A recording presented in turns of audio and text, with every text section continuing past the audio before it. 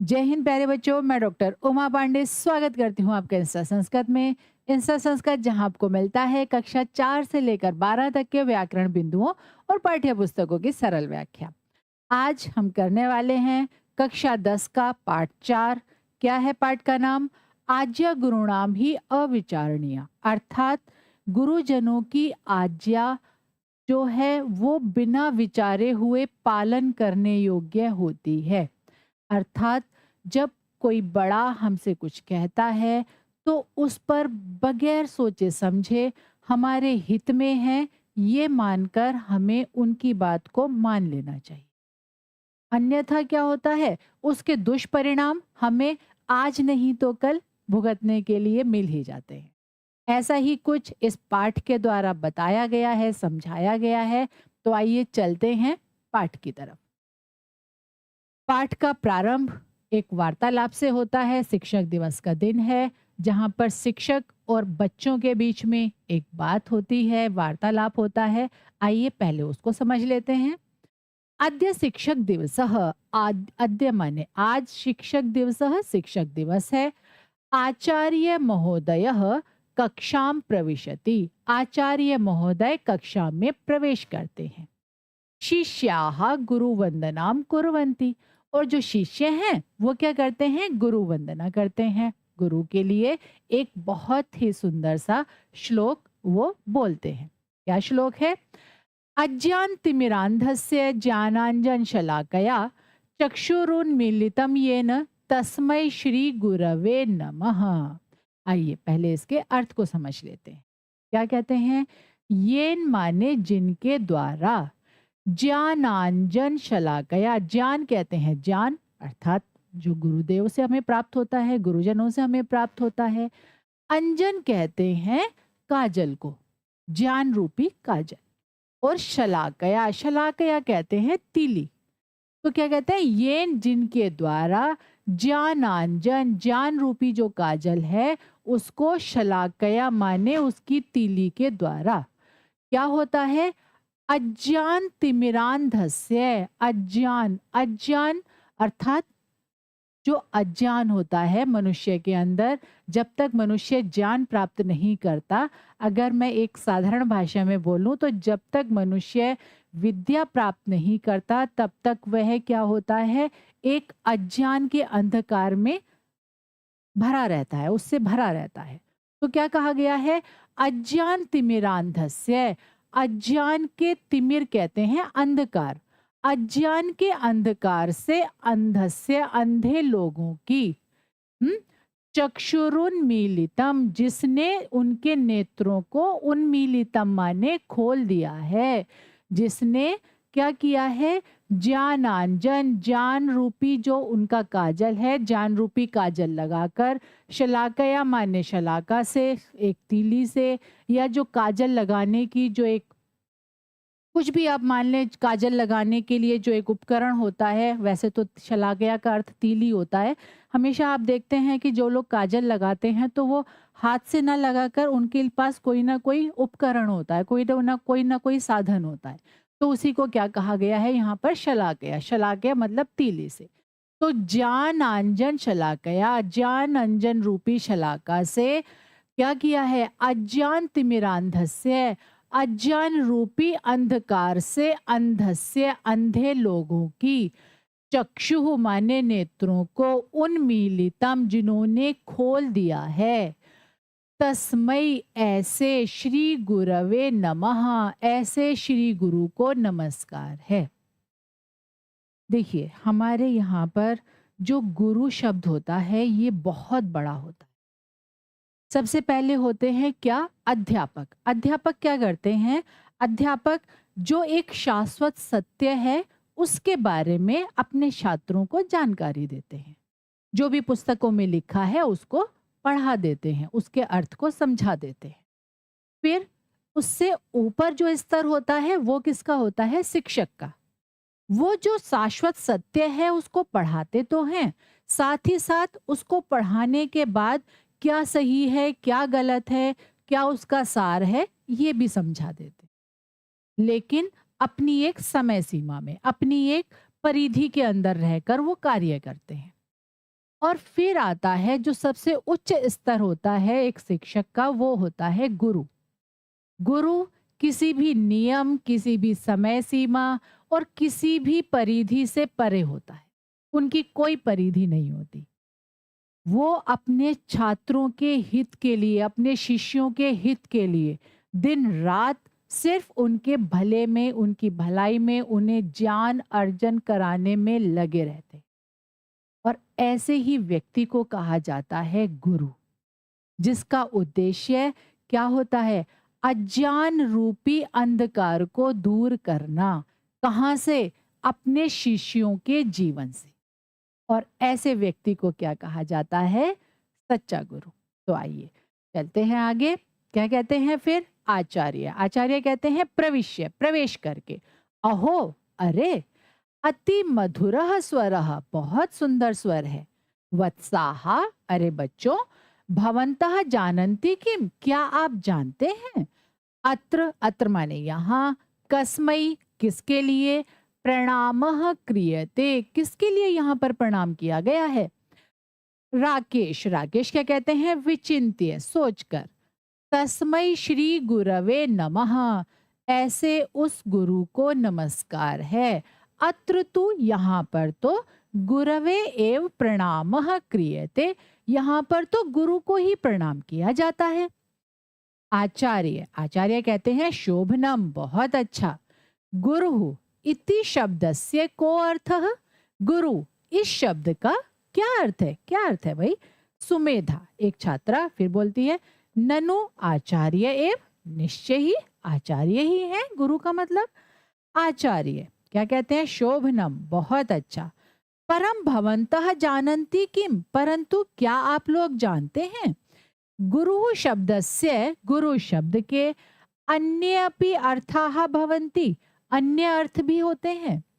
क्या आप जानते हैं कि गुरु शब्द के अन्य अर्थ भी होते हैं? देखिए यहाँ पर संधि है, अन्य धन अपि, है ना। ऋचा, ऋचा कहती हैं किम, क्या, अस्य अन्य अपि अर्थाः भवन्ति, क्या इसके अन्य अर्थ भी होते हैं? आचार्यः, आचार्य कहते हैं आम, हाँ। शब्दार्थम दृष्ट्वा वदन्तु, शब्दार्थों को देखकर बताओ। राधिका, राधिका कहती है, एक और बच्ची है कक्षा में, क्या कहती है राधिका? ज्ञान वृद्धः, ज्ञान से वृद्ध, वृद्ध मतलब ज्ञान में बड़े। कोई भी व्यक्ति जो हमसे ज्ञान में बड़ा होता है, नॉलेज में बड़ा होता है, जिसको हमसे अधिक ज्ञान होता है, वह भी हमारा गुरु हो सकता है। और ये आवश्यक नहीं है कि वो हमसे उम्र में भी बड़ा हो। तो कोई भी व्यक्ति ज्ञान वृद्ध, अगर कोई ज्ञान में बड़ा है तो वह भी गुरु हो सकता है। आदरणीय, आदर के योग्य। गरिष्ठ, भारी। आदरणीय, अब बात करते हैं आदरणीय के बारे में। आदरणीय कैसे होता है कोई व्यक्ति? कोई व्यक्ति आदरणीय होता है अपने कार्यों से, अपने विचारों से। जिस व्यक्ति के विचार, उसके कार्य अच्छे होते हैं, उच्च स्तर के होते हैं, वो क्या होते हैं? सब जगह सम्मान पाते हैं, आदर पाते हैं। और ऐसे व्यक्ति को हम क्या कहते हैं? आदरणीय। ठीक है। और फिर क्या है? गरिष्ठ। गरिष्ठ माने भारी, मतलब कैसे भारी? वजन में भारी नहीं, वजन में भारी नहीं, विचारों में भारी, अपने नियमों में भारी, है ना, अपने आचरण में भारी, जो दूसरे लोगों से बेहतर सोच रखते हैं, दूसरे लोगों से बेहतर परोपकार की भावना रखते हैं, जो दूसरे लोगों से ज्यादा अच्छा कार्य करते हैं, स्वार्थ को छोड़कर परमार्थ पर ज्यादा ध्यान देते हैं। ऐसे लोगों को क्या कहा जाता है? गरिष्ठ, जो कि भारी भरकम होते हैं, जिन्हें देखकर उनके जैसा बनने का मन करता है, जिन्हें देखकर उनके जैसे कार्य करने का मन करता है ना। तो ऐसे लोगों को क्या कहा जाता है? ज्ञानवृद्ध, आदरणीय, गरिष्ठ। ठीक है। आइए आगे चलते हैं। आचार्य, क्या कहते हैं आचार्य? आम, हाँ। ज्ञातव्यम, जानो।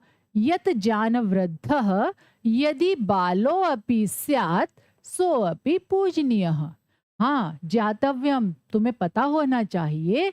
यत, कि ज्ञान वृद्धः, ज्ञान में वृद्ध, ज्ञान में बड़ा, अपनी नॉलेज में जो बड़ा होता है, ज्यादा जिसको नॉलेज होती है, यदि बालोपि, यदि वह बच्चा भी है, तो अपि पूजनीय, वह भी पूजनीय होता है, उसका भी सम्मान होता है, उसका भी सम्मान करना चाहिए। बालो अपि, बालो धन अपि, सो अपि, सह धन अपि, है ना।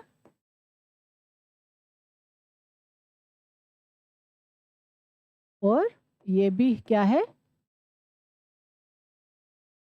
सह धन अपि। ठीक है।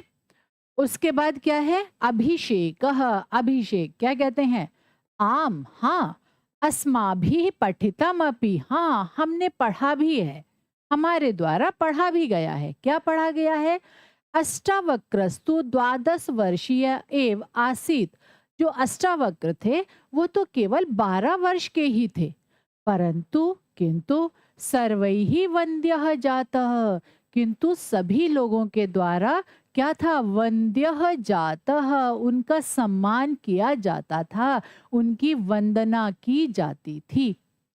और फिर क्या होता है, आचार्य कहते हैं साधु, बहुत अच्छा।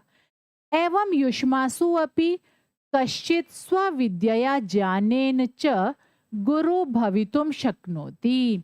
एवं माने इस प्रकार, युष्मासु अपि, युष्मासु मतलब तुम लोगों में से भी, अपि माने भी, कश्चित कोई, स्वविद्यया अपने विद्या से, ज्ञानेन च और अपने ज्ञान से, गुरु भवितुम शक्नोति, गुरु हो सकता है। ऐसा नहीं होता कि कोई और गुरु है तो उसके बाद कोई और, आप लोग गुरु नहीं बन सकते, आप भी गुरु बन सकते हैं। कैसे, अपनी विद्या से, अपने ज्ञान से आप भी गुरु बन सकते हैं। कोई आपको पढ़ाता है, अपने से छोटों को आप भी पढ़ा सकते हैं, आप भी सिखा सकते हैं। सिर्फ पढ़ाने का मतलब सिर्फ पुस्तकें पढ़ाना नहीं होता, पढ़ाने का मतलब होता है, सच बात तो ये है कि आप जो आप विद्या जो आप सीखते हैं अपने जीवन में, पुस्तकों से तो बहुत कम सीखते हैं, उससे ज्यादा तो व्यक्ति दूसरों के आचरण से सीखता है, अपने बड़ों के आचरण से सीखता है, अपने बड़ों के जो उनका व्यवहार होता है उससे सीखता है। तो इसीलिए गुरु आप भी बन सकते हैं, किससे, अच्छे आचरण से, अपनी विद्या से, अपने ज्ञान से। इसके लिए जरूरी नहीं है आप किसी स्कूल में पढ़ाएं, जो आप विद्या और जो ज्ञान आप अर्जन करेंगे, जब आप उसको अपने जीवन में उतारते हैं, तो जो आपसे छोटे होते हैं वो अपने आप ही आपसे सीखते चले जाते हैं। ऋचा क्या कहती है, किम सत्यम, क्या ऐसा सच में। आचार्य, आचार्य कहते हैं आम, हाँ, श्रावयामी एकाम कथाम, मैं एक कथा सुनाता हूँ। यत्र माने जहाँ, वानराणाम वरिष्ठस्य यूथपते है उपदेशम अवमत्य वानराः दुखिनः भवन्ति। क्या कहते हैं, मैं एक कथा सुनाता हूँ, यत्र माने जहाँ, वानराणाम वानरों के, वरिष्ठस्य वरिष्ठ वानरों में जो बड़े थे, यूथ पते उनके जो झुंड का जो एक नेता था, उसके उपदेशम अवमत्य, उसके उपदेश को न मानकर, वानराहा जो वानर थे, दुखिनः भवन्ति, दुखी हो जाते हैं। मैं एक तुम्हें ऐसी कथा सुनाता हूँ जहां पर वानरों का जो एक झुंड था और एक जो उनका नेता था, वो जो झुंड था उसने अपने नेता की बात जब नहीं मानी, तो फिर वो क्या हुआ, जीवन में दुख को प्राप्त हो गए। सर्वे छात्राः, सारे छात्र, श्रोतुम इच्छामः, हम सब सुनना चाहते हैं, ऐसी कहानी तो हम सब सुनना चाहते हैं। तो ये था पाठ का प्रारंभ अर्थात प्रस्तावना। आइए अब चलते हैं पाठ की ओर। कस्मिंश्चित नगरे, किसी नगर में, चंद्रोह नाम भूपति ही प्रतिवसति स्म, चंद्र नाम का राजा रहता था। तस्य पुत्राः वानर क्रीडारताः वानर यूथम नित्यमेव विविधैः भोज्य पदार्थैः पुष्टिम नयन्ति स्म। क्या कहते हैं, किसी नगर में चंद्र नाम का एक राजा रहता था। तस्य पुत्राः, उसके जो पुत्र थे, उसके जो बच्चे थे, वानर क्रीड़ा रता, वानर वानरों के साथ खेल में लगे हुए।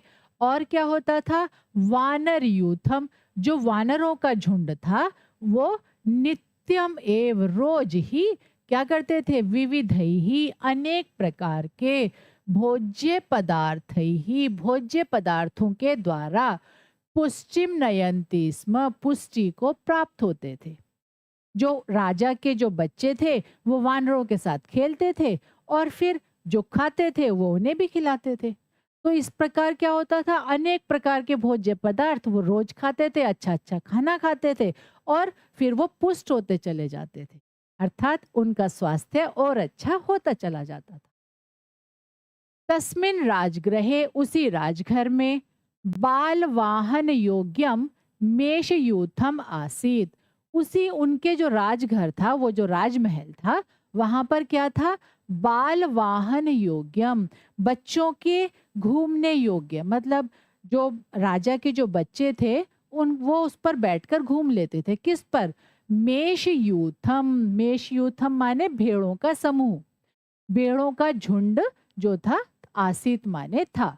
उसी राजघर में, उसी जो राजमहल था वहां पर बाल वाहन योग्यम, बच्चों के वाहन के योग्य, बच्चों के घूमने के योग्य, मेष यूथम आसित, जो भेड़ थे उनका एक झुंड था, मतलब वहां पर बहुत सारी भेड़ें भी थी। तेषाम मेषाणाम मध्य, उन भेड़ों के बीच में, जो बहुत सारी भेड़ें थी उनके बीच में, एको मेषः, एक भेड़ जो थी, जिह्वा लोलुपतया, जिह्वा लोलुपतया माने जीभ की लोलुपता के कारण, जीभ के चटोरेपन के कारण, उसको क्या था, हमेशा कुछ ना कुछ खाने का मन करता रहता था, कुछ ना कुछ खाने की उसके अंदर इच्छा होती रहती थी। अहर निशम, अहर, अहर कहते हैं दिन को और निशम कहते हैं रात्रि को। तो जीभ की लोलुपता के कारण वो क्या करती थी, अहर्निशम, दिन रात, महानसम प्रविश्य, महानसम अर्थात रसोई घर में, प्रविश्य प्रवेश करके, यत माने जो, पश्यति जो कुछ भी वो देखती थी, तद भक्ष्यति वह खा लेती थी। उन्हीं जो भेड़ों में क्या था, एक भेड़ ऐसी थी कि वो, उसको ना कुछ खाने का मन करता था, उसकी जो जीभ थी बहुत चटोरी थी, तो उसके कारण वो क्या करती थी, जब भी उसे मौका मिलता था तो वो रसोई घर में घुस जाती थी और जो उसको सामने मिलता था, अहर्निशम, दिन रात, जो भी उसको मिलता था दिन रात में, जब भी मौका मिला रसोई में घुस गई और जो भी मन हुआ, जो भी सामने दिख गया, प्रविश्य यत पश्यति, जो देखती थी, तद भक्ष्यति उसको वो खा लेती थी। तेच सूपकाराह, और वहां पर जो सूपकाराह मतलब जो रसोइये थे वो क्या करते थे, यत किंचित, जो कुछ भी, काष्ठम लकड़ी, मृण्मय भाजनम मिट्टी के बर्तन, कांस्य ताम्र पात्रम, कांसे के या तांबे के पात्र, वा पश्यंती, जो कुछ भी देखते थे, तेन तम आशु ताड़यंती स्म, उसके द्वारा उसको, आशु माने शीघ्रता से, ताड़यंती स्म माने मारते थे, मार देते थे। क्या करते थे, मतलब जब वो भेड़ किचन में घुस जाती थी और कुछ भी सामने दिखता था उसको खाने लगती थी, तो जो रसोइये थे उनके हाथ में जो आता था, क्या, मिट्टी का बर्तन आ जाए मिट्टी का बर्तन, लकड़ी आ जाए लकड़ी, कांसे का तांबे का कोई भी बर्तन आ जाए, वो उठा के उसको मार दिया करते। क्यों मार दिया करते थे, वो जूठा कर जाती थी सारी चीजें, इसलिए उसको भगाने के लिए जो हाथ में आता था मार दिया करते थे। मेषस्य सूप कारणम मेषस्य सूपकाराणां च कलहम अवेक्ष्य नीतिविदाम अग्रणी ही वानर यूथपति ही अचिंतयत। क्या कहते हैं, कहते हैं मेषस्य सूपकाराणाम, मेष अर्थात भेड़, और सूपकाराणाम च मतलब जो रसोइये थे उनके, कलहम अवेक्ष्य, उनके कलह को देखकर, उनके लड़ाई झगड़े को देखकर, नीति विदाम, नीति को जानने वाले, अग्रणी, नीति को जानने वालों में अग्रणी, मतलब जो नीति को जानते थे, जो सही और गलत को देखकर पहचान लेते थे, ऐसे लोगों में अग्रणी, उनमें समझने वाले। वानर यूथपति, जो वानरों के झुंड का जो नेता था, अचिंतयत, उसने सोचा, क्या सोचा?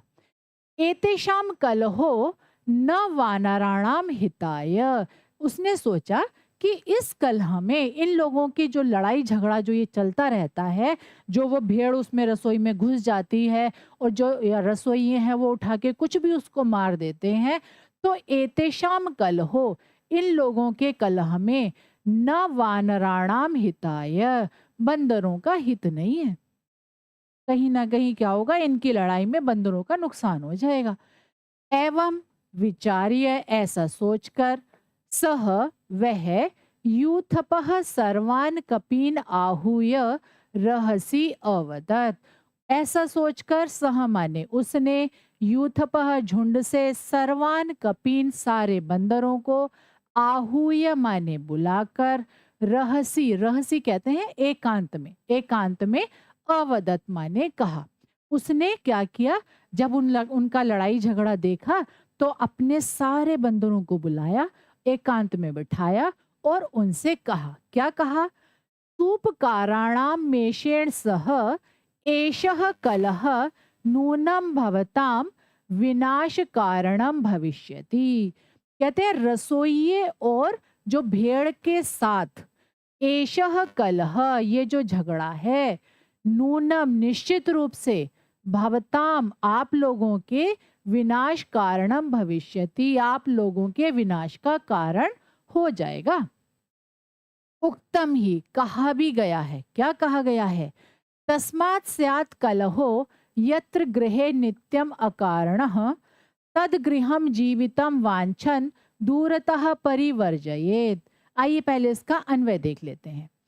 तस्मात् यत्र गृहे नित्यम अकारणः कलह स्यात् जीवितम वांछन तत् गृहम दूरतः परिवर्जयेत्। अब इसका अर्थ समझते हैं। तस्मात् माने वहां से, यत्र माने जहां, गृहे माने घर में, नित्यम माने रोज, अकारणः कलह स्यात्, अकारण बिना किसी कारण के कलह होती है।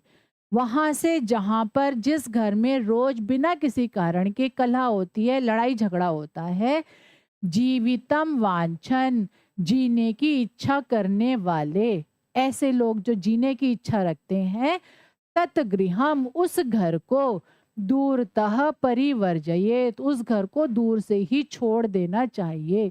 ऐसे लोगों को उस घर को दूर से ही छोड़ देना चाहिए। कैसे लोगों को? जो जीने की इच्छा रखते हैं, जीवितम वांछन, जीने की इच्छा रखते हैं। कैसे घर को छोड़ देना चाहिए? जिस घर में नित्य बिना किसी कारण के लड़ाई झगड़ा होता हो, उस घर को क्या होना चाहिए? जो लोग जीने की इच्छा रखते हैं उस घर को उन्हें छोड़ देना चाहिए। फिर क्या होता है, आगे देखते हैं। ततः सर्वेषां संशयो न भवेत् तद एतत् राजभवनम परित्यज्य वनम गच्छामः। कहते हैं ततः, उसके बाद, सर्वेषां संशयो न भवेत्, कहते हैं इसीलिए क्या हो, कहीं हम सब का भी विनाश ना हो जाए। कहीं ऐसा ना हो, सर्वेषाम सभी लोगों का, संशयो ना भवेत सबका विनाश ना हो जाए, तद एतद कहते हैं इसीलिए, राजभवनम परित्यज्य राजभवन को छोड़कर, वनम गच्छामः चलो हम सब वन चलते हैं। यतः क्योंकि, क्या कहते हैं? क्योंकि एक और श्लोक आया है, कलहांतानि हर्म्याणि कुवाक्यांतम च सोहृदम कुराजांतानि राष्ट्राणि कुकर्मांतम यशो नृणाम। अब इसका अन्वय पहले देख लें। हर्म्याणि कलहांतानि भवन्ति, सोहृदम च कुवाक्यांतम, राष्ट्राणि कुराजांतानि भवन्ति और नृणाम यशः च कुकर्मांतम भवति। आइए अब इसके अर्थ को समझ लेते। हर्म्याणि कलहांतानि भवन्ति, हर्म्याणि, हर्म्याणि माने घर या राजभवन। जो राजभवन होते हैं, कलहांतानी, कलह से उनका अंत हो जाता है। राजभवनों का या घर का, जो घर होते हैं या राजभवन होते हैं, उनका अंत किससे होता है? किससे होता है? कलह से। जब भी घर में कलह होनी शुरू हो जाती है, आपस में लड़ाई झगड़ा होना शुरू हो जाता है, तो वो घर टूट जाता है। उस घर के लोग फिर अलग-अलग रहने का निर्णय ले लेते हैं, आज नहीं तो कल, है ना? तो कहते हैं कि हर्म्याणि कलहांतानि, जो घर होते हैं वो कलह से नष्ट हो जाते हैं, खत्म हो जाते हैं। सौहृदम च कुवाक्यांतम, और जो मित्रता होती है वो बुरा बोलने से नष्ट हो जाती है। कोई भी कितनी भी अच्छी मित्रता हो, यदि एक मित्र अपने दूसरे मित्र को हमेशा कुछ गलत गलत गलत बोलता रहता है, भले ही मजाक में हो, तो क्या होता है, एक ना एक दिन दूसरे मित्र को उसकी बात बुरी लगी जाती है, और वो फिर क्या होता है, उनकी मित्रता वहीं पर नष्ट हो जाती है। उसके बाद राष्ट्राणी कुराजानतानी, और कहते हैं कि जो राष्ट्र होता है वो कुराजानतानी, और कहते हैं राष्ट्राणी कुराजानतानी, और कुराजा, कहते हैं कुराजा बुरे शासन से, बुरे राजा से। जो बुरा राजा होता है वही तो बुरा शासन करता है। मतलब राजा क्या, अगर राजा प्रजा का या राज्य का अच्छे से ध्यान रखे, सारी व्यवस्था को अच्छा बनाकर रखे, तो वो कुराजा तो हो ही नहीं सकता, अच्छा ही होगा। इसका मतलब जब वो अपने अधिकारों का गलत उपयोग करता है और अपनी जिम्मेदारियों को सही तरह से पूरा नहीं करता, तभी तो वो क्या कहलाता है, कुराजा कहलाता है। तो कहते हैं बुरे राज से किसका क्या नष्ट हो जाता है, राष्ट्र नष्ट हो जाते हैं। नृणाम यशः च कुकर्मांतम, और जो मनुष्य का जो यश होता है, मनुष्य का जो उसकी जो अच्छी कीर्ति होती है, उसकी जो इमेज होती है, कुकर्मांतम बुरे कर्मों से क्या होती है, अंत हो जाता है उनका, वो नष्ट हो जाते हैं। एक बार फिर से समझते हैं। हर्म्याणी कलहांतानी सौहृदम चकुवाक्यांतम, कहते हैं कि घर जो होते हैं या राजभवन जो होते हैं, जो राजमहल होते हैं, कलह से नष्ट हो जाते हैं, समाप्त हो जाते हैं। सौहृदम च कुवाक्यांतम, और मित्रता बुरा बोलने से नष्ट हो जाती है। राष्ट्राणी कुराजानतानी, जो राष्ट्र होते हैं वो कुराज अर्थात बुरे राज से नष्ट हो जाते हैं। नृणाम यशः च कुकर्मांतम, और मनुष्य का यश बुरे कर्मों से नष्ट हो जाता है। ठीक है, आइए आगे देखें। फिर क्या होता है, तस्य वचनम, उसके वचनों को, अश्रद्धेयम मत्वा, अश्रद्धा से मानकर, मदोद्धता कपयः प्रहस्य अवदन, उसके वचनों को, जो उनके किसके, वानरों के जो नेता ने कहा था, वानरों का जो यूथपति था, उसने जो कहा था, उसके वचनों को अश्रद्धेय, मतलब उसके प्रति कोई उन्होंने श्रद्धा नहीं दिखाई कि भाई कोई बड़ा है हमसे कुछ कह रहा है, हमें उसकी बात को मान लेना चाहिए, या हमारे भले के लिए कुछ कह रहा है, हमें उसकी बात मान लेनी चाहिए, तो उसकी बात को उन्होंने कोई महत्व नहीं दिया।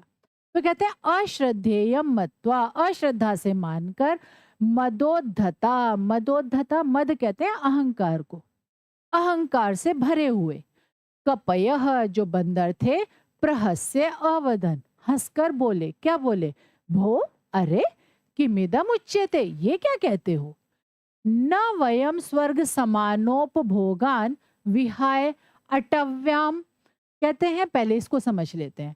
न वयम माने हम लोग, न वयम हम लोग ऐसा नहीं करेंगे, कैसा नहीं करेंगे, स्वर्ग समान उपभोगान, स्वर्ग के समान उपभोगों को, यहाँ पर जो हमें खाना मिलता है, जो सुविधाएं मिलती हैं, वो बिल्कुल स्वर्ग के जैसी हैं।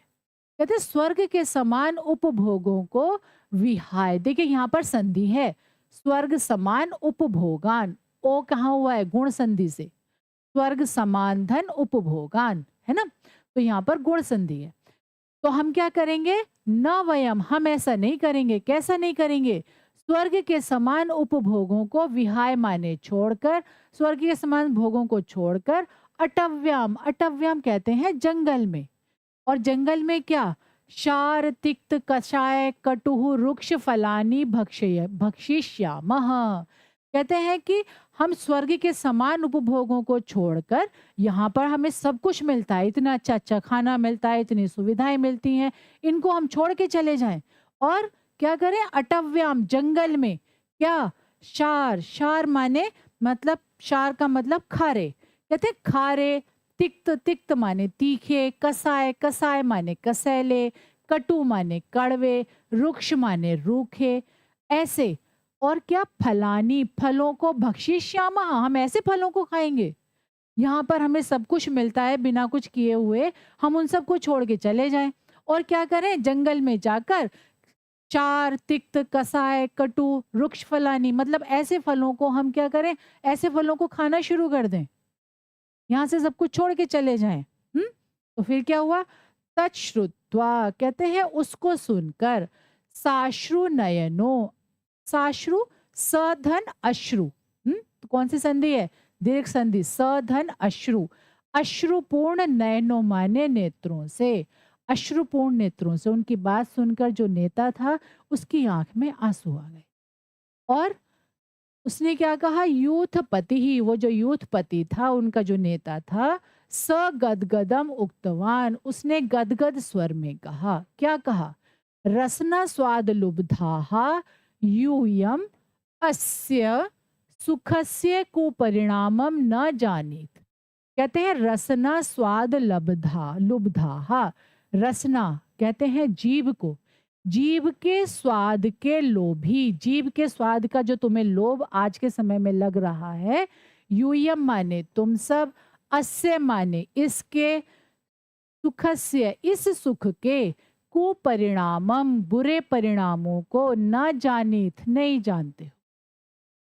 आज जो तुम्हें जीभ के स्वाद के कारण जो तुम ये निर्णय ले रहे हो, इसका जो कुपरिणाम होगा, इसका जो बुरा परिणाम होगा, तुम उसको नहीं समझते हो। अहम तो वनम गच्छामि, मैं तो वन को जाता हूं, मैं तो वन में जा रहा हूं, तुम लोगों को नहीं आना कोई बात नहीं, मैं तो जा रहा हूं।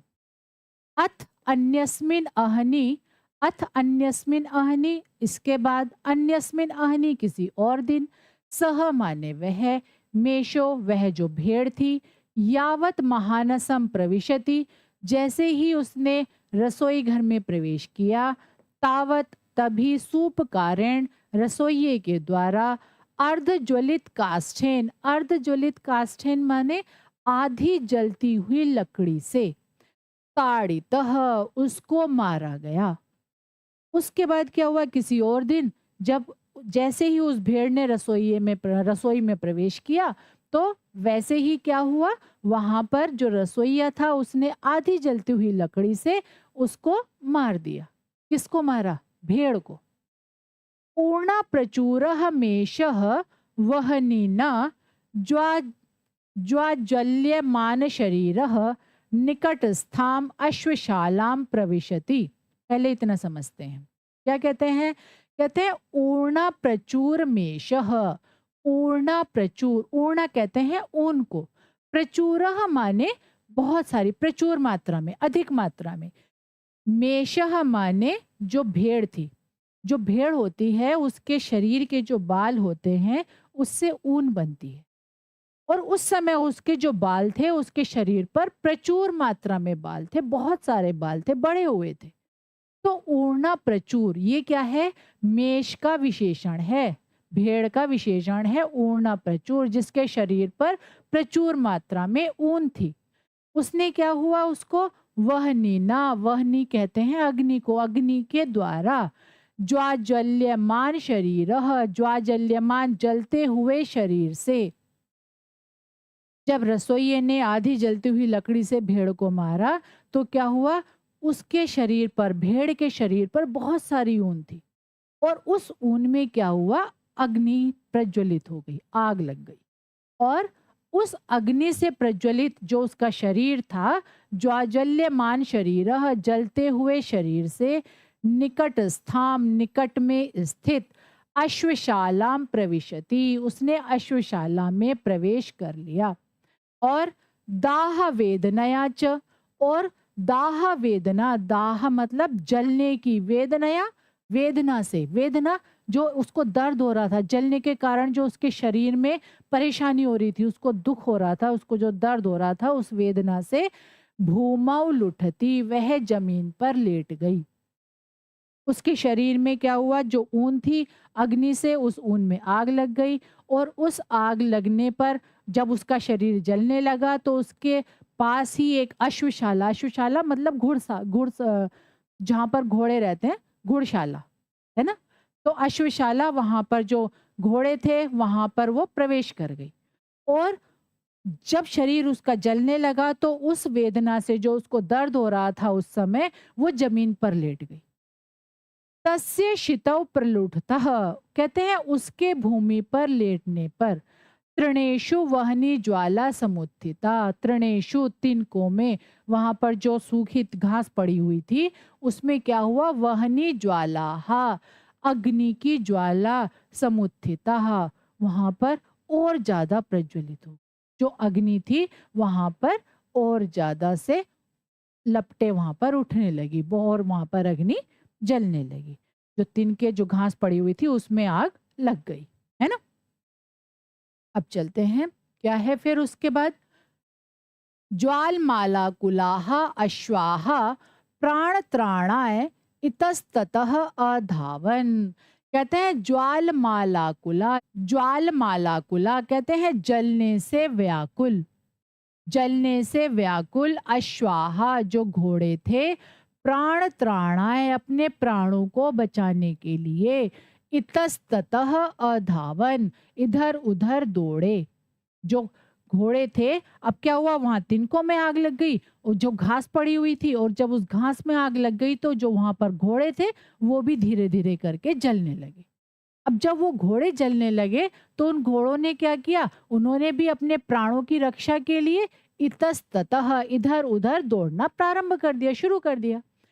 तेषु केचित दग्धाः, उनमें से कुछ तो जल गए, केचिद अर्धदग्धाः, कुछ आधे जल गए, केचन च पंचतत्वम गतः, और उनमें से कुछ जो थे वो पंचत्वम गता मतलब मृत्यु को ही प्राप्त हो गए। कुछ बहुत ज्यादा जल गए, कुछ आधे जल गए और कुछ तो इतने जल गए कि वही उनका अंत हो गया। दग्धाम है शालाम विज्ञाय, जलती हुई घुड़शाला को जानकर, सविषादः दुख के साथ, राजा शालिहोत्र ज्ञान वैद्यान आहूय अपृच्छत, कहते हैं राजा ने क्या हुआ, जब राजा ने जलती हुई घुड़शाला के बारे में उसको पता चला, सविषादम तो वो बहुत दुखी हुआ और फिर राजा ने शालिहोत्र ज्ञान वैद्यान, जो पशुओं की चिकित्सा को जानते थे, ऐसे वैद्यों को, पशु चिकित्सक, शालिहोत्र ज्ञान माने जो पशुओं की चिकित्सा का जिनको ज्ञान था, ऐसे वैद्यों को बुलाकर अपृच्छत माने पूछा, क्या पूछा, हाँ, अरे दग्धा में घोटकाहा, मेरे जो घोड़े हैं वो जल गए हैं, कथम रक्षणीयाः, मैं उनकी रक्षा कैसे करूं, सपदि उपायः क्रियताम,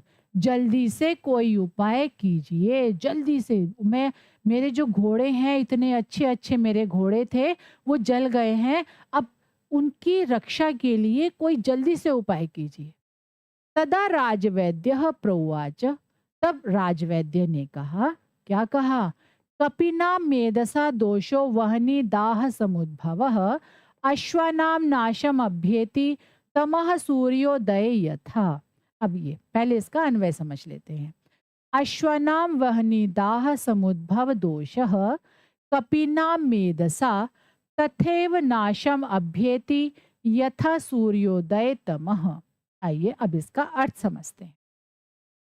अश्वानाम घोड़ों के, देखिए षष्ठी विभक्ति है, घोड़ों के वहनी दाह, वहनी कहते हैं अग्नि को, दाह माने जलने से, घोड़ों के अग्नि के जलने से, मतलब जो घोड़े अग्नि के द्वारा जो जल गए हैं उससे, समुद्भव दोष, उससे जो उनके दोष मतलब जो घाव उनके हो गए हैं, वो जो घाव हैं वो कपीनाम मेदसा, कहते हैं बंदरों की चर्बी से, घोड़ों के जलने से जो घाव हो गए हैं वो कपिना मेदसा, बंदरों की चर्बी से, तथैव माने वैसे ही, नाशम अभ्येति नष्ट हो जाएंगे, वैसे ही खत्म हो जाएंगे, नष्ट हो जाएंगे।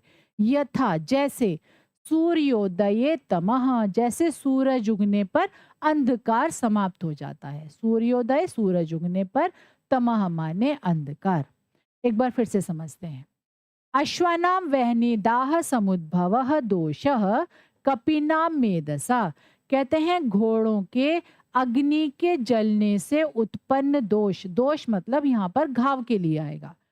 अग्नि के जलने से उत्पन्न जो घाव हुए हैं, कपिना मेदसा बंदरों की चर्बी से, तथैव नाशम अभ्येति वो वैसे ही नष्ट हो जाएगा, वैसे ही वो समाप्त हो जाएंगे, बहुत जल्दी ठीक हो जाएंगे। कैसे? जैसे सूर्योदय तमह जब सूरज उगता है तो जैसे अंधकार समाप्त हो जाता है, वैसे ही यदि बंदरों की चर्बी लगाई जाए तो जो घोड़े के अग्नि के जलने से घाव हुए हैं वो ठीक हो जाएंगे। के बाद आइए देखते हैं आगे क्या होता है। हुँ? यथोचितम क्रियताम जैसा सही है वैसा कीजिए। बस बंद क्या होना चाहिए? घोड़ों को जल्दी से ठीक होना चाहिए। है ना? तो क्या कहा राजा ने? वैद्य से कहा यथोचितम जैसा उचित है। यहाँ पर भी संधि है, यथाधन उचितम, गुण संधि है ना? तो जैसा उचित है वैसा कीजिए। इति राजा देशम श्रुत्वा ऐसा राजा के आदेश को सुनकर, सर्वे भयत्रस्ताः सारे भय से त्रस्त, कपयः कपयः माने बंदरों ने, अचिंतयत सोचा, क्या सोचा? हाँ हता वयम अरे हम तो मारे गए। अवधीरिताः अस्माभिः गुरुजनोपदेशाः हम लोगों के द्वारा, अस्माभि माने हमारे द्वारा, गुरुजनोपदेशा गुरुजन के उपदेश को, अवधीरिताः नहीं माना गया। हमने अपने गुरु के उपदेश को नहीं माना, अब तो हम मारे गए। उक्तम ही कहा भी गया है। क्या कहा गया है? मित्र रूपाः ही रिपवः संभाष्यन्ते विचक्षणैः ये हितम वाक्यम उत्सृज्य विपरीतोपसेविनः। आइए पहले इसका अन्वय देख लेते हैं। क्या कहते हैं? ये हितम वाक्यम उत्सृज्य विपरीत उपसेविनः ते विचक्षणैः मित्र रूपाः ही रिपवः संभाष्यन्ते। आइए अब इसके अर्थ को समझते हैं। क्या कहते हैं? कहते हैं ये माने जो लोग हितम वाक्यम उत्सृज्य हितकारी वाक्यों को छोड़कर, जो लोग हितकारी वचनों को छोड़कर, हितकारी बातों को छोड़कर, विपरीत उपसेविनः विपरीत उसके जो विलोम बातें होती हैं, उसकी जो उल्टी बातें होती हैं, उनसे जो बिल्कुल अलग बातें होती हैं, उपसेविनः उनका सेवन करते हैं, मतलब जो कहा जाए उसका उल्टा करते हैं। ते माने ऐसे लोग विचक्षण ही विद्वान लोगों के द्वारा, क्या कहते हैं? मित्र रूपा ही रिपवह मित्र के रूप में शत्रु ही संभाष्यन्ते कहे जाते हैं। ऐसे लोगों को मित्र के रूप में शत्रु ही कहा जाता है, जो कि हितकारी बातों को ध्यान ना देकर, हितकारी बातों को ना मानकर उसका उल्टा करते हैं। ठीक है? और फिर अंत में क्या हुआ? अंत में जितने बंदर अपनी जीभ के स्वाद के लालच में वहां रुके थे, उन सबको घोड़ों के इलाज में प्रयोग कर लिया गया। आइए एक बार फिर से पुनरावृत्ति करते हैं। आज हमने क्या पढ़ा? एक बात का ध्यान रखिएगा, ये जो पाठ होते हैं ना, जो हम पढ़ते हैं, इनका उद्देश्य सिर्फ शब्द अर्थों को जानना या फिर एक कहानी को पढ़ लेना नहीं होता। इनका उद्देश्य होता है एक कहानी के माध्यम से कुछ अलग सीख लेना, कुछ ऐसी शिक्षा को प्राप्त कर लेना जो हमारे जीवन में कठिन परिस्थितियों में हमारा मार्गदर्शन करती है। और इसी तरह की जो कहानियां होती हैं संस्कृत साहित्य में हमें पग पग पर देखने के लिए मिलती हैं। आज हमने क्या पढ़ा कि गुरुजनों का, जो बड़े होते हैं हमारे, उनकी जो बातें होती हैं वो हमें बिना नानुकुर किए हुए, बिना उसमें कोई भी तर्क किए हुए मान लेनी चाहिए, क्योंकि जो बड़े होते हैं वो हमेशा हमारी भलाई के बारे में ही सोचते हैं। और यह हमने कहाँ से सीखा? इस कहानी के द्वारा। आशा है आज की वीडियो आपको समझ में आई होगी। इसी तरह की वीडियो के लिए जुड़े रहिए इंस्टा संस्कृत से। जय हिंद।